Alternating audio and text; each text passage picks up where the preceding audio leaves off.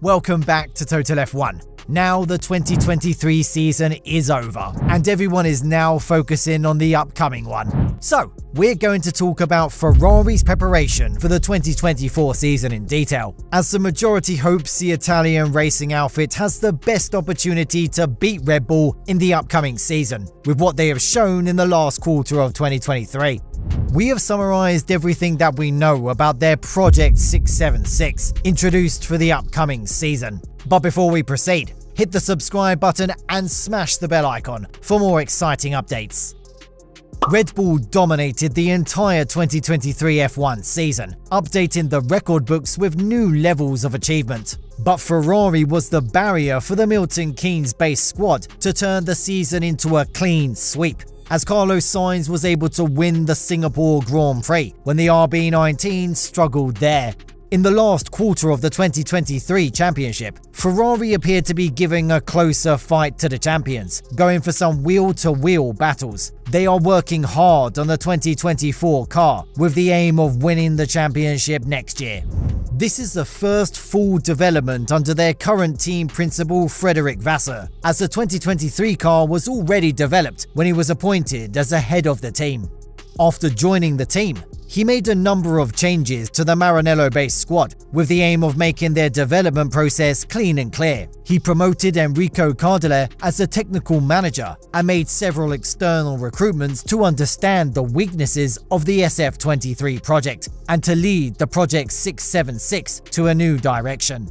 According to Enrico Cardile, Ferrari engineers are ready to make a good comeback with a new set of ideas, breaking the existent architectural framework of the Ferrari Challenger, which had resulted to switch between limited choices when designing the aerodynamic setup of SF23.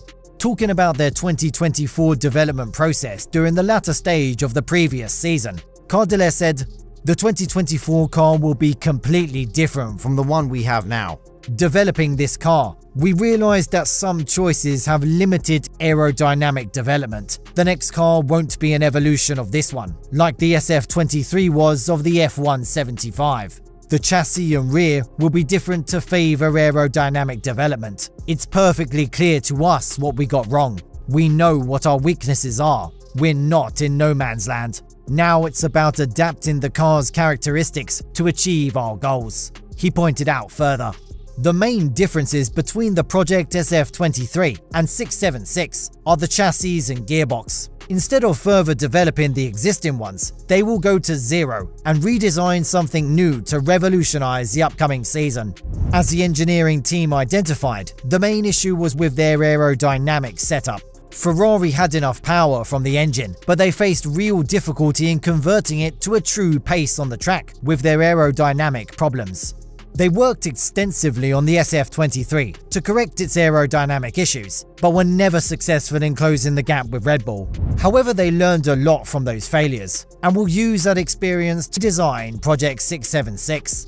Even though they did not possess enough power to compete for the championship, the Italian racing squad had the best chance to finish the season as runner-up, beating Mercedes in the constructors' standings. But with Sainz's failure to finish inside points in the final race, it allowed the opportunity for its rival Mercedes to beat it by just 3 points. However, issues in the final race were not the reason for its failure. As a team, the Ferrari people made a number of mistakes throughout the year that derailed their mission. After staying silent over the season, Ferrari team principal Fred Vasseur expressed his frustration regarding the mistakes that they had made as a team and told the team to learn from the errors of the previous season to deliver a more assertive performance in the upcoming one. "We started on the wrong foot in Bahrain when we had to stop. We were P3 and got the penalty for the second race. It meant for Charles, it was almost 25 points of penalty," Vasseur said, "plus the points that we were given to the others, with the 2 Mercedes that were behind us. But again, it is not only this one. You can do the list. Trust me, I have done the list a couple of times and have it in my head the classification without the issues, and overall, I think that you have ups and downs during the season. For sure, we gave up more points than our competitors, and that means it is another topic that we need to work on for next year, to be more optimistic and more efficient," he added further, clearly highlighting what they need to avoid in the next season. This will be the last season of Charles Leclerc and Carlos Sainz's contract, and if they want to keep their seats beyond the 2024 season, both the drivers have to work hard for more consistent performances. Despite this, the current lineup is considered as one of the strongest pairs in F1. Uncertainty was built up regarding the duo's future with the team, because an unrest was created within the team over who needed to be treated as the #1 driver of the team. However, talking about the issue at the end of the season, Ferrari's executive chairman John Elkann said, "Sainz and Leclerc, they certainly remain.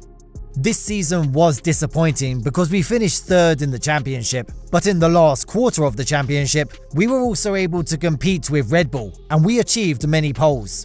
Now we have to take all this to push further." He added further, appreciating the team's achievement at the latter part of the previous season.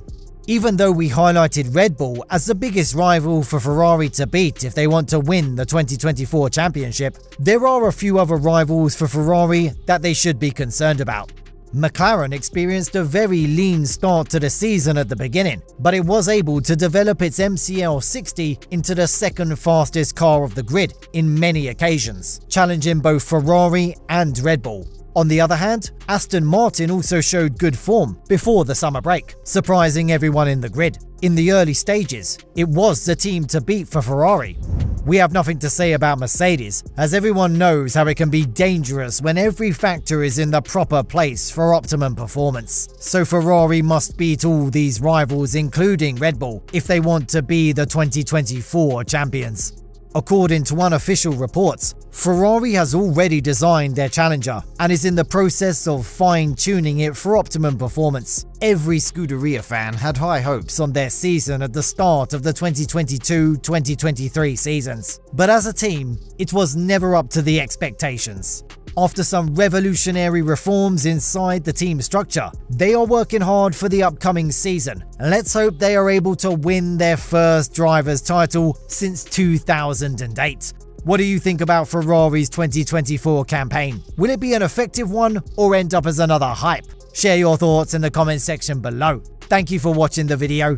If you enjoyed the video, subscribe to the channel to get more exciting Formula 1 news. See you in the next video, guys. Goodbye.